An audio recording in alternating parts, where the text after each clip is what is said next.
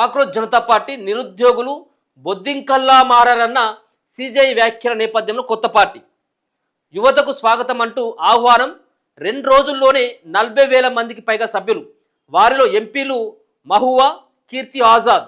5 అంశాలతో మేనిఫెస్టో ప్రకటన. ఎవరు? సిజేఐ సుప్రీంకోర్టు జడ్జి చేసినటువంటి వ్యాఖ్యలు ఏవైతే ఉన్నాయో, నిరుద్యోగులు ఒక బొద్దింకల్లా మారారని చెప్పేసి ఆయన అన్నటువంటి వ్యాఖ్యల నేపథ్యంలో ఏర్పడినటువంటి కాక్రోచ్ జనతా పార్టీ.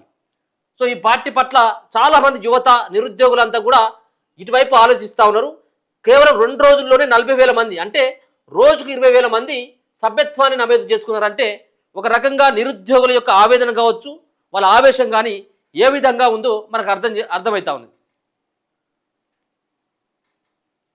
సో వాళ్ళ మరి గుర్తు కూడా మరి ఇచ్చిన లేదు, మరి కాక్రోచ్ గుర్తు ఇచ్చిన లేదు తెలియదు కానీ సో అది కనబడుతుంది లోగో డిజైనింగ్ అంతా కూడా.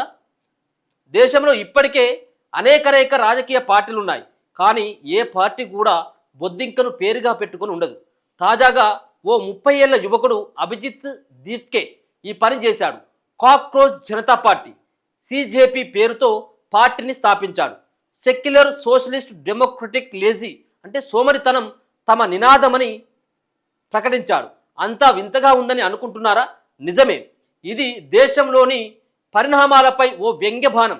నిరుద్యోగులు సోమరిపోతుల్లా బొద్దింకల్లా తయారై జర్నలిస్టులు, న్యాయవాదులు, సమాచార హక్కు కార్యకర్తల పేరుతో వ్యవస్థ మీద దాడి చేస్తున్నారంటూ సుప్రీంకోర్టు ప్రధాన న్యాయమూర్తి సిజేఐ సూర్యకాంత్ ఇటీవల చేసిన వ్యాఖ్యల వివాదాస్పదమైనటువంటి విషయం తెలిసిందే. తన వ్యాఖ్యలను వక్రీకరించారని సిజేఐ పేర్కొన్నారు. అయినప్పటికీ ఆ వ్యాఖ్యల మీద సోషల్ మీడియాలో రకరకాల వ్యాఖ్యానాలు నడుస్తున్నాయి. దీంట్లో భాగంగానే అభిజిత్ దీప్కే కాక్రోచ్ జనతా పార్టీ సిజేపీని స్థాపించినట్లుగా సోషల్ మీడియాలో ఈ నెల 16వ తేదీన ప్రకటించారు. పార్టీ యువత కోసం పనిచేస్తుందని, ప్రజల సొమ్ము ఎటుపోతుందో నిలదీయడానికి పార్టీ పెట్టమని తెలిపారు. దీంట్లో చేరడానికి అర్హతలు నిరుద్యోగం, సోమరితనం అంటే భౌతికంగానే, మానసికంగా కాదు, ఆన్లైన్ ఫోన్కు సోషల్ మీడియాకు అతుక్కొని ఉండడం, వ్యవస్థపై ఆగ్రహాన్ని అద్భుతంగా వెళ్ళగక్కే నైపుణ్యం కలిగి ఉండడం అని పేర్కొన్నారట. ఎక్స్లో సిజేపీ గురించి ప్రకటించగానే అనూహ్య స్పందన వచ్చింది. కేవలం 48 గంటల్లో 40,000 మందికి పైగా సభ్యులు చేరారు. లోక్సభలో అధికార పక్షం మీద నిప్పులు కురిపించే తృణమూల్ కాంగ్రెస్ ఎంపీ మహువా మొహిత్రా తన అర్హతల గురించి ప్రస్తావిస్తూ, నాకు యాంటీ నేషనల్ పార్టీ సభ్యత్వం ఉంది, మీతో కలిసి పనిచేయొచ్చని ప్రశ్నించారు. యాంటీ నేషన్ అంటూ బీజేపీ మద్దతుదారులు తన మీద చేసే ఆరోపణలను వ్యంగ్యంగా తిప్పికొడుతూ ఆమె ఇలా స్పందించారు. దీనికి సిజేపీ బదిలిస్తూ, ప్రజాస్వామ్యాన్ని కాపాడేందుకు పోరాడే యోధురాలైన మీకు స్వాగతం అంటూ జవాబిచ్చింది. అలాగే తృణమూల్కే చెందిన మరో ఎంపీ మాజీ క్రికెటర్ కీర్తి ఆజాద్ సిజేపీలో చేరడానికి అర్హతలేమిటని ప్రశ్నిస్తే, 1983లో క్రికెట్ వరల్డ్ కప్ను గెలుచుకోవడానికి మించిన అర్హత ఏముంటుంది అని సమాధానం ఇచ్చింది. సామాజిక కార్యకర్త అంజలి భరద్వాజ్ సిజేపీ అజెండాకు కొన్ని అదనపు అంశాలను సూచించారు. సమాచార హక్కు చట్టం కింద ప్రజలకు పార్టీ జవాబుదారీగా ఉండాలి. ఎలక్ట్రల్ బాండ్స్తో సహా అజ్ఞాత వ్యక్తులు ఇచ్చే విరాళాన్ని స్వీకరించరాదు. ఏనాడికి కూడా రహస్య కాక్రోచ్ కేర్స్ ఫండ్ను ప్రారంభించవద్దు. పిఎం కేర్స్ పరోక్షంగా ఉద్దేశించి అని పేర్కొన్నారు. వీటిని సిజేపీ మద్దతు తెలపడమే కాదు, తమ మేనిఫెస్టోలో భాగం చేస్తున్నామని పేర్కొంది. తమను ఈ రకంగా మునువేళ్ల మీద నిలబెట్టడమే తమకు కావాలని తెలిపింది.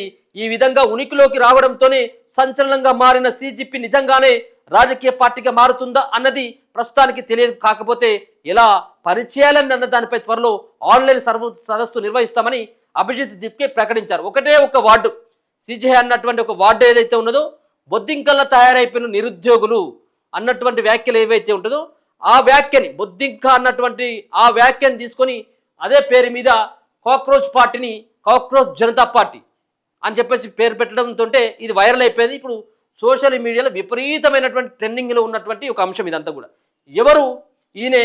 ఎవరు ఈ పార్టీ పెట్టింది, ఎవరు అసలు దీన్ని నడిపేది ఏంది అనేది అభిజిత్ దీప్కే ఎవరు అన్నటువంటి దానిపైన ఒక చర్చ నడుస్తూ ఉంది. చాలామంది సెర్చ్ చేస్తూ ఉన్నారు. ఇది 5 అంశాలతో మేనిఫెస్టో పెట్టినట. తాము అధికారంలోకి వస్తే చేపట్టే పనుల పేరుతో సిజేపీ 5 అంశాల మేనిఫెస్టోను ప్రకటించింది. అవి పదవి విరమణ చేసే ఏ సుప్రీంకోర్టు ప్రధాన న్యాయమూర్తికి కూడా రాజ్యసభ సభ్యత్వాన్ని కానుకగా ఇవ్వబోము. మొదలే సుప్రీంకోర్టు ప్రధాన న్యాయమూర్తికే ఆల్రెడీ ఆయన అంశమే మొదటి మేనిఫెస్టోలో పెట్టడం జరిగింది. అది మొదటి అంశంగా ఏది పదవి విరమణ చేసే ఏ సుప్రీంకోర్టు ప్రధాన న్యాయమూర్తికి కూడా రాజ్యసభ సభ్యత్వాన్ని కానుకగా ఇవ్వబోము. నిజమైన ఏ ఒక్క ఓటరు ఓటు హక్కు కోల్పోయినా దేశ ప్రధాన ఎన్నికల కమిషనర్ను ఉపా చట్టం కింద అరెస్టు చేసి విచారణ జరుపుతాం. ఓటింగ్ హక్కుల నిరాకరణ ఉగ్రవాదానికి ఏమాత్రం తక్కువ కాదు. ఇక మూడోది పార్లమెంటు సీట్ల సంఖ్యను పెంచకుండానే సగం సీట్లను మహిళలకు కేటాయిస్తాం. ఇక కేంద్ర క్యాబినెట్ సగం పదవులు మహిళలకు ఇస్తాం. నాలుగోది అదాని అంబానీలకు చెందినటువంటి అన్ని మీడియా సంస్థల లైసెన్సులు రద్దు చేస్తాం. గోధి మీడియా యాంకర్ల బ్యాంకు ఖాతాలపై దర్యాప్తు జరిపిస్తాం. దేశంలో నిజమైన స్వతంత్ర మీడియా పనిచేయడానికి దారులు వేస్తాం. ఐదోది పార్టీ ఫిరాయించే ఎంపీ ఎమ్మెల్యేల మీద 20 ఏళ్ల పాటు ఎన్నికల్లో పోటీ చేయకుండా నిషేధం విధిస్తాం. చాలా గొప్ప అంశాలని దీనిలో చేర్చడం జరిగింది మేనిఫెస్టో. సో ఈ మేనిఫెస్టోలో పెట్టినటువంటి అన్ని అంశాలను నెరవేరుస్తారా? జరిగేటువంటి వ్యవహారం అంటే చాలా అది ప్రశ్నార్థకమైనటువంటి అంశాలే, కానీ పెట్టడం కూడా గొప్పే కదా. మేనిఫెస్టోలో చాలా ఒక రకమైనటువంటి సోషల్ మన సమాజం మీద ఏ విధమైనటువంటి ప్రభావం చూపుతా ఉన్నటువంటి కొన్ని అంశాలు ఏవైతే ఉన్నాయో ఆ అంశాలను దరిచేరనివ్వం, వాటన్నిటి కూడా దరిదాపుల్లో కూడా రానివ్వం అన్నటువంటి అది ఒక సంచలనమైనటువంటి ఒక ధైర్యవంతులు తీసుకున్నటువంటి ఒక నిర్ణయంగా మనం చెప్పుకోవచ్చు. అంటే పార్టీ ఫిరాయింపులకు పాల్పడ్డటువంటి ఎమ్మెల్యేలు ఎంపీలకి వాళ్ళకి పోగానే కేంద్ర మంత్రులు అయిపోతారు, వీళ్ళు రాగానే మంత్రులు అయిపోతారు క్యాబినెట్లో. అటువంటి వాళ్ళపైన 20 ఏళ్ల పాటు మేము పోటీలో చేయకుండా నిషేధిస్తామన్నటువంటి ఒక వ్యాఖ్యలు కావచ్చు, అదాని అంబీలకు చెందినటువంటి మీడియా సంస్థలు కావచ్చు, పార్లమెంట్లో మహిళలకు సంబంధించినటువంటి సీట్ల అంశంలో 50% పదవులలో కానీ అలాగే మరో పక్కన పోటీ చేసేటువంటి అవకాశం కూడా కల్పిస్తామని చెప్పడం చాలా గొప్ప అంశంగా చెప్పుకోవచ్చు.